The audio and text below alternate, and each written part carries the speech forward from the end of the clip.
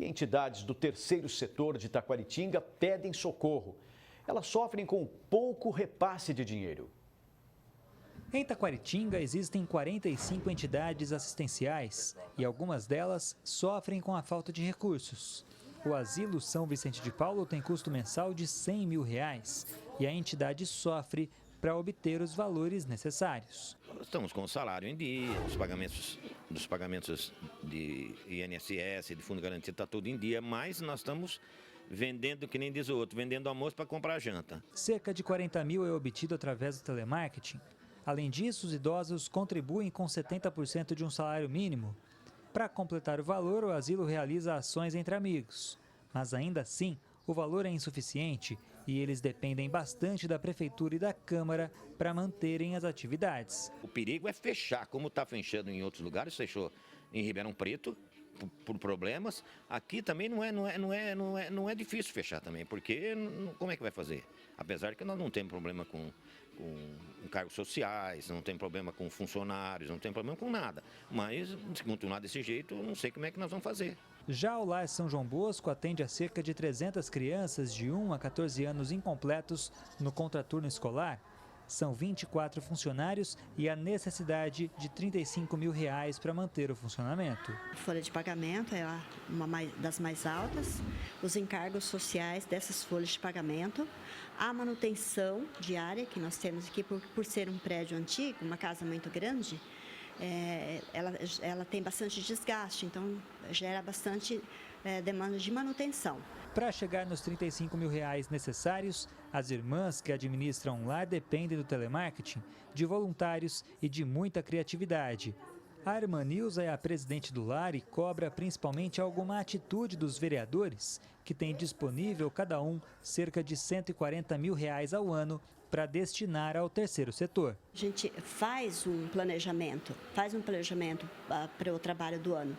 E aí a gente fica esperando aquela parcela entrar para a gente honrar com os compromissos em dia. Então, com certeza, ela faz falta. E se a situação não mudar, as entidades poderão se ver sem saída e o dia a dia poderá se tornar muito mais difícil. Nós estivemos na Prefeitura de Taquaritinga e a secretária de Gestão explicou que todos os anos a Prefeitura destina cerca de R$50 mil para cada entidade, através do termo de fomento, e que o prazo final para destinação é até 31 de dezembro. De quando a gente instituiu essa lei de 2014, do marco regulatório aqui na Prefeitura de Taquaritinga, já está havendo uma grande melhora. Em 2017 a gente patinou um pouco, porque ainda estava tomando conhecimento dessa lei. 2018 a gente melhorou em relação a 2017 e agora em 2019, numa época dessa, por exemplo, em 2018, ninguém havia recebido recursos nenhum. E se o não repasse até agora pela Prefeitura tem prejudicado algumas entidades, o baixo valor da emenda impositiva destinada pelos vereadores às entidades que ouvimos tem incomodado bastante. Na cidade são 15 parlamentares. Todos eles têm poder de escolher as entidades que querem fazer o repasse. E tais entidades têm se sentido prejudicadas. Com um grupo de funcionários grande para trabalhar, alguns voluntários e o número de crianças que a gente tem, para manter tudo isso funcionando, nós temos que criar bastante coisas faça render o dinheirinho para a gente pagar as contas. Tem vereador que destina 50, 60 mil para uma entidade e dá 2 para outra entidade. Eu acho injusto isso, porque nós precisamos como todo mundo. Eu acho que deveria ser equânime, deveria ser uma distribuição igual para todas as entidades ou para quem mais trabalha, para quem tem mais pessoas no acolhimento, receber mais. Davi Florim, de Taquaritinga, para o Jornal da Clube. Em nota, a Câmara dos Vereadores disse que os valores das emendas impositivas variam conforme o montante solicitado. As instituições apresentam um plano de trabalho que contém o valor almejado.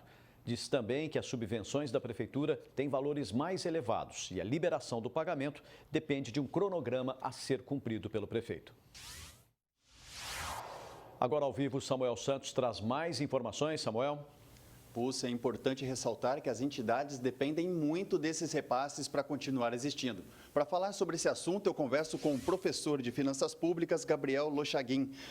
Professor, a cidade possui pelo menos 45 entidades assistenciais. É preciso que os poderes executivo e legislativo sejam mais cautelosos na gestão dos recursos repassados? Boa tarde. Boa tarde. Os recursos são todos escassos, ou seja, não existe quantidade suficiente para atender a todas, e exatamente por essa razão é que a distribuição deveria ser justa, isonômica, uniforme, que todas aquelas que prestem um serviço público fossem contempladas. Veja que contradição que existe quando os contratos com essas entidades passam por um processo competitivo, extensamente regulado pela legislação, só que na outra ponta, na hora de transferir o dinheiro, não se obedecem os mesmos critérios. Então, existe um problema que precisa ser resolvido. Os repasses da Câmara são feitos por emendas impositivas, ou seja, vereadores podem escolher quem eles querem ajudar. É preciso critério para não prejudicar entidades importantes? Sim, aí é que está o ponto central da questão, né? Ao que tudo indica, existe a elaboração de emendas ao orçamento, ou seja, os vereadores da Câmara Municipal escolhem uma parcela de recursos e destinam essa parcela para entidades de sua preferência, e não existem critérios claros. Deveria haver critérios claros.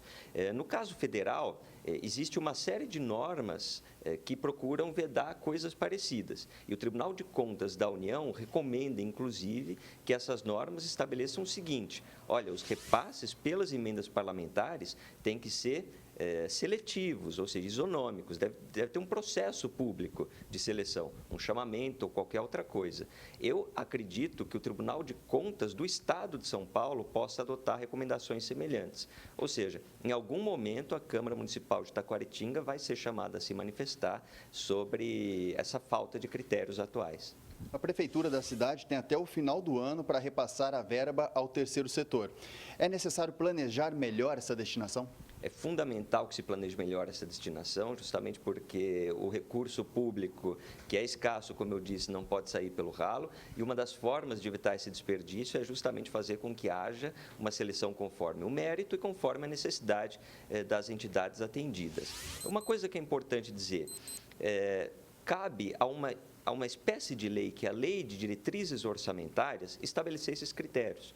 Essa LDO é votada todo ano e passa, inclusive, por audiências públicas. Fica a recomendação, portanto, de que a própria população e a sociedade civil participem dessas audiências públicas, como os representantes das entidades do terceiro setor, para que façam LDOs melhores daqui por diante.